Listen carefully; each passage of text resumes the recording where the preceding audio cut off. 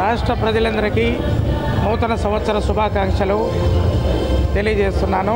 గుంటూరు పశ్చిమ నియోజకవర్గ ప్రజలందరికీ కూడా శుభాకాంక్షలు తెలియజేస్తున్నాను.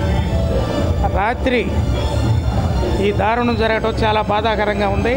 కానీ ఇది జరిగిన దానికి ఒక అడుగు ముందుకే వేసి వెనకడుగు వేయకుండా రజనమ్మని అత్యధిక మెజారిటీతో పశ్చిమ నియోజకవర్గ ఎమ్మెల్యేగా మేము నిలబెడతాము. ఇలాంటి అల్లరి మూకలు చేయటానికే జనసేన టీడీపీ ఇద్దరు కలిశారు. ఇంకెంతమంది అయినా మీరు కలిసి రండి.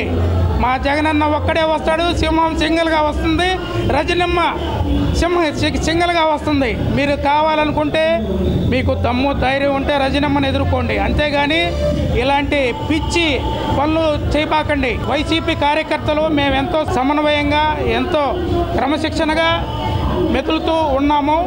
మీరు ఏదైనా ఉంటే రాజకీయంగా ఎదుర్కోండి. అంతేగాని ఇలాంటి అల్లరు ఎదుర్కొంటే మాత్రం మీకు చాలా పరిణామాలు చూస్తారు. ఎటువంటి పరిస్థితుల్లో కూడా మేము విడుదల రజనమ్మ గారిని ఆడపులి మా రేపు నుంచి చూడండి. మీరు ఎటువంటి పరిస్థితుల్లో కూడా గుంటూరు పశ్చిమ నియోజకవర్గం టీడీపీ కంచుకోట అంటున్నారు కదా, ఈసారి వైసీపీ కంచుకోటగా మేము నిలబెడతాం. రజనమ్మని ఎమ్మెల్యేగా మీరు చూస్తారు, అప్పుడు మీరు చూడండి. అంతేగాని ఇలాంటి పిచ్చి పిచ్చి పనులు చేస్తే మాత్రం ఊరుకోం. ఇటువంటి పరిస్థితుల్లో కూడా ఊరుకోమని మీకు తెలియపరుస్తున్నాం. మీ వడ్రానం రవి సుధాకర్, వైసీపీ కార్యకర్త. నేను ఉత్తరాంధ్ర జిల్లాలకి బస్సు యాత్ర ఇన్ఛార్జిగా కూడా వెళ్ళాను. అక్కడ ఎటువంటి పరిస్థితుల్లో కూడా ఇలాంటి అల్లరి మూకలు లేవు. ఈ గుంటూరు అంటే మీ సొంతం గడ్డ అనుకుంటున్నారా?